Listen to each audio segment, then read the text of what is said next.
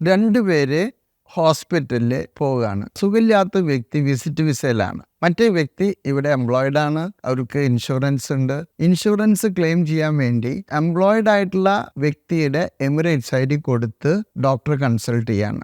വിസിറ്റിൽ വന്ന വ്യക്തിക്ക് ഡെങ്കു ഉണ്ടെന്ന് സ്ഥിരീകരിക്കുകയാണ്. അത് മിനിസ്ട്രി ഓഫ് ഹെൽത്തിന് റിപ്പോർട്ട് ചെയ്യണം. രോഗം സ്ഥിരീകരിച്ചിരിക്കുന്നത് ഇൻഷുറൻസ് കവേർഡ് ആയ വ്യക്തിക്കാണ്. വിസിറ്റിൽ വന്ന വ്യക്തിയുടെ റെക്കോർഡ്സ് ഒന്നുമില്ല. ഈ ഫേക്കായി എമിറേറ്റ്സ് ID യൂസ് ചെയ്തതിൻ്റെ പേരിൽ ഇദ്ദേഹത്തിൻ്റെ പേരിൽ കേസ് എടുക്കണം. അങ്ങനെ അവർ പോലീസിനെ വിളിക്കുന്നു.